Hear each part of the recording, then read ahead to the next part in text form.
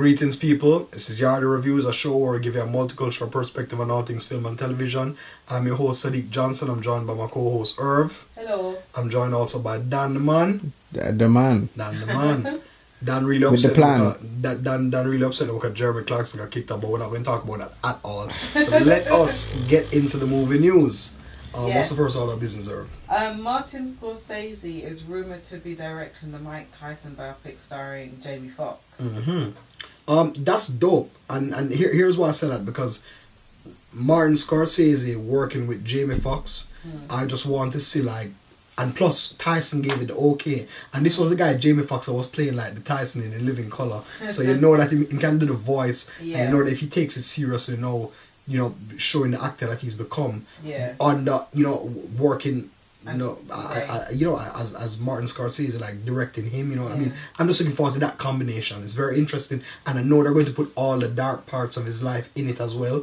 I mean, there wouldn't be a biopic if he didn't do the proper stuff. So I mean, Tyson gave it the okay, which is good. I mean, from his green lighting it, he wants it to be real as possible. And for Martin Scorsese to do a biopic, dude, feel honored. You know what I mean? He's supposed to feel really honored to do that. So I mean, let's hope it actually is real and we can get Martin Scorsese. I mean, if Scorsese is behind it, I feel that it's gonna be. I mean, if he is behind it, he's gonna make sure it's gritty and as real and full of drama as possible. You know what I mean? So I mean, boom, I'm all for it when that comes out. I'll be there if that's the case. So yeah, next order of business. So we've got some rumors on the backstory of the Joker and Suicide Squad.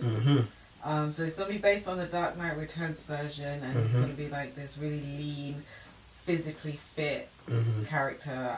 He's going to have bleach skin, none of the makeup. We'll get some flashbacks into his past and like him killing Batman's sidekick, and may even be some scenes with Hugo Strange. Who's a Doctor of Arkham, which is crazy. Well, I think that they're setting him up in the Suicide Squad as like the Hannibal Lecter kind of person. Yeah, he's going to be the person who he might know something, he might even know a couple of people who's involved, and but he's still playing them to get his point or get it. I think I'm just assuming, this is all speculation, people.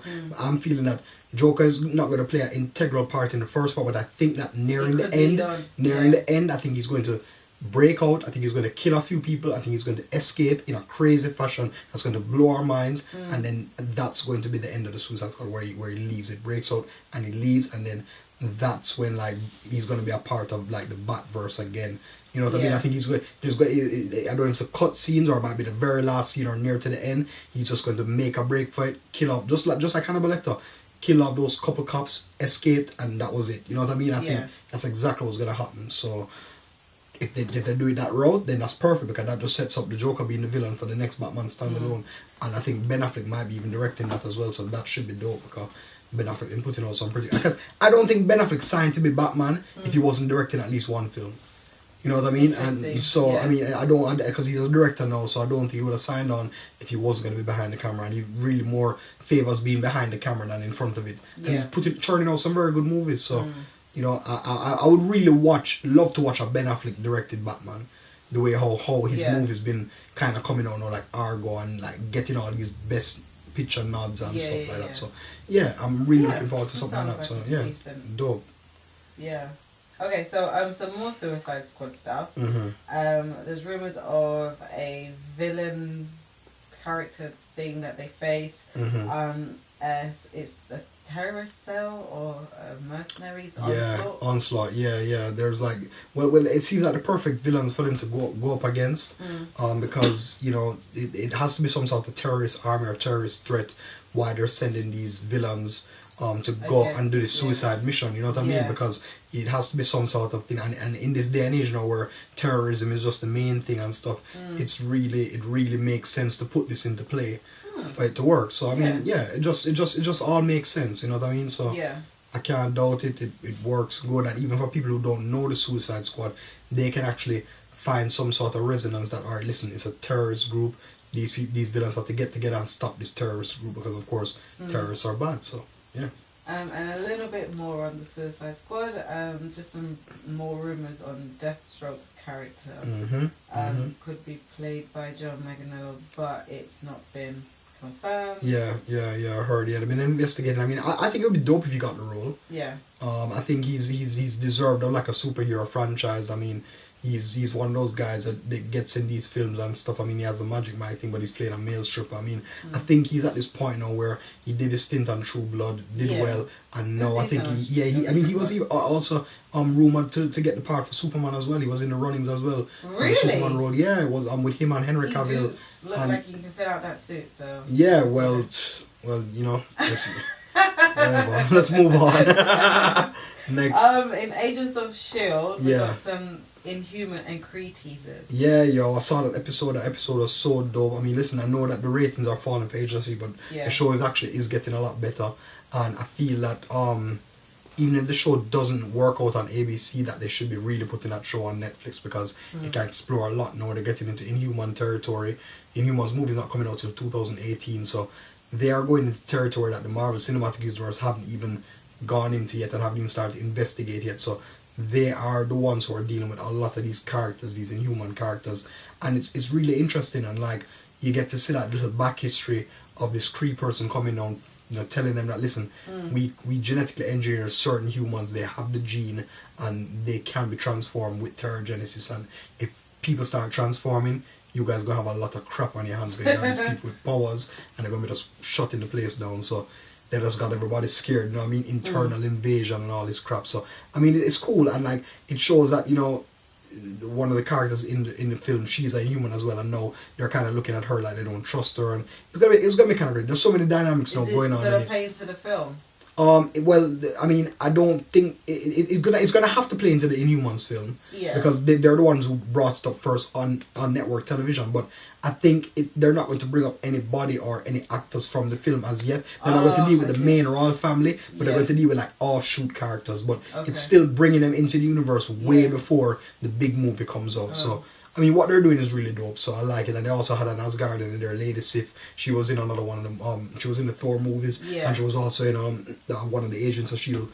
Earlier shows as well. So they brought her back. It was dope how they kind of fit everything together.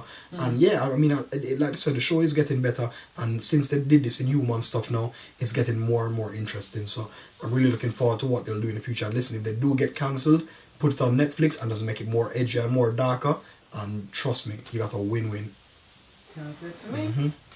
Some cool marketing stuff. Earlier this week, we saw Ben Stiller and Owen Wilson open for Valentino at Paris Fashion Week. Insane. To announce the release date of Zoolander 2. How just freaking genius is that? Marketing genius at its best. I mean, listen, I watched the first Zoolander. I thought it was funny. Yeah. It was cool. It was just this big satire on models and it was image smart, and it was witty, and it was crazy, and but it worked. And for you to do like 10 years later, or like 12 years or however long lately, like you come out with this plan to introduce Zoolander 2. You haven't said anything, and 14 years, and then boom, you drop this.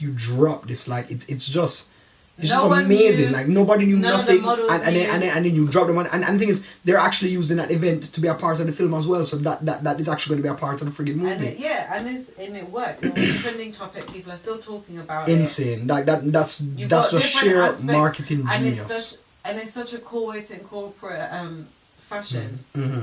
Sheer marketing genius. I mean, it's insane. They're going to be talking about it on fashion blogs. They're going to of course. They're going to talk about it on everything, every media outlet. Just sailed through another. Yeah, I mean that's just dope right there. Involved in the fashion people, the fashion icons, and getting this out there. And you know that this movie is going to be watched again, and it just the way how they did it was just really dope. Thumbs up.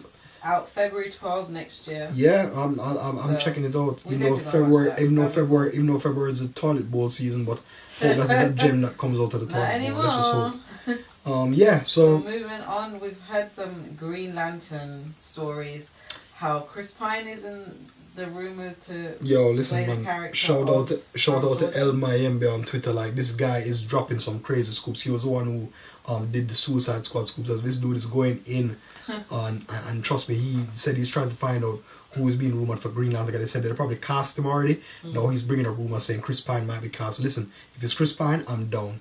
do this Captain Kirk, do this, been doing a good Captain Kirk. If he gets a gets a superhero franchise and ends up being Green Lantern, I ain't mad. I think Hal Jordan is a perfect mix between a little comedy and a little thing. And the thing is, and it doesn't have to be him alone. If they drop Jon Stewart in there, it could be a body cop movie. Cause like I was explaining to you guys, Green Lantern is like an intergalactic police force. Yeah. So having those two people together, you know, there's a whole core there. And oh come on, man, it's insane. And also, Common was wanting to be Jon Stewart. Yeah. I wouldn't mind if he's Jon Stewart. I mean, that's another good. I mean, I'd love it if Idris Elba was, but I mean, Idris Elba busy with Marvel right now. So, I mean, who knows? Who knows? You know what I mean? Who knows what can happen? But trust me. I mean, I think that Chris Pine for Hal Jordan, I'm down with it. I mean, he definitely can do it and pull it off. So if they did sign him, then I'll be okay with that casting. So yeah.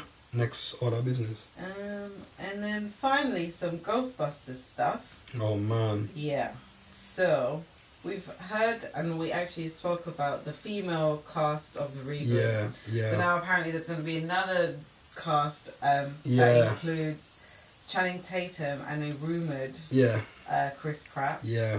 And then now that those two separate casts as separate movies will then combined or collide to make another third film, and then the fourth film would be a prequel. So they've set this whole universe for Ghostbusters. I don't know what the hell it's going to be about. But listen, first and foremost, I think they should have made that announcement when the first film came out and did some proper numbers, because trust me, he's setting up this big universe. If that first film comes out and it flops, what's going to happen to the universe? That's what I'm saying, yo. These people do the announcement when the film comes out, people. I mean, I think Ghostbusters is good, but I think that, you know, you need to just put out the film, put out a good film, and let it happen. Anyway, listen, guys, that's the last. That's the last one. Okay, yeah, listen, guys, think about it before putting the movie. That's all I gotta say about that. So listen, guys, thank you so much for subscribing. Do remember youtube.com/YardyReviews. Also remember to email us at yardy.reviews@gmail.com, as well as follow us on Twitter at YardyReviews. Also remember to log on to our WordPress, bigpicturesmallscreen.wordpress.com. All the news, all the reviews on there. Anyway, me and Herb done signing out. Big up yourself.